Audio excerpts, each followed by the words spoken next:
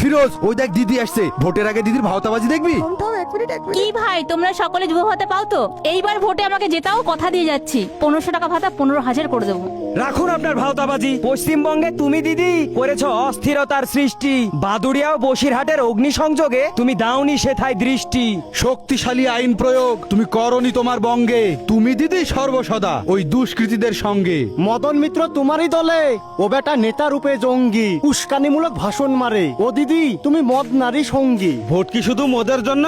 আমি প্রশ্ন করি তোদের, ভবিষ্যৎ প্রজন্মের কথা ভেবে বঙ্গবাসী একবার ভোটটা দিও ওদের। অনুপ্রবেশকে দমন করতে ও দিদি হওনি তুমি সক্ষম। তুমি দিদি জাতীয় নিরাপত্তায়ও জানি একেবারে অক্ষম। গরু পাচার তোমার বঙ্গে ওই কৃষ্ণ বেটাই করতো পাচারকারী বর্ডারে গিয়ে ও দিদি গুলি খেয়ে মরতো। কোরআন গীতাকে অপমান করে তুমি ভাবছো নিজেকে দেবী? তুমি দিদি বঙ্গবাসীকে জানি মিথ্যে বলো হেভি। ধর্মের বিষ ঢেলে তুমি করেছো সম্প্রীতি নষ্ট। তুমি দিদি দাঙ্গা লাগিয়ে কেন মোদের দিচ্ছ কষ্ট?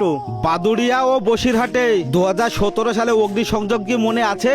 তুমি দিদি হিন্দু মুসলিম দরদি, ও দিদি ওটাই একেবারে মিছে। সামাজিক সম্প্রীতি নষ্ট করায় ওই মমতা দিদিই মূল। দিদিকে মোরা ভোটটা দিয়ে কেন করব মহা ভুল? কালীঘাটের ডাইনি পিসি একদিন বঙ্গে লাগাবে আগুন। হিন্দু মুসলিম খ্রিস্ট জৈন আপনারা সকলে মিলে জাগুন। ভয় নাই ভরসা চাই, তাই পাল্টানো দরকার। বঙ্গ থেকে নিপাত যাক ওই চোর মমতার সরকার।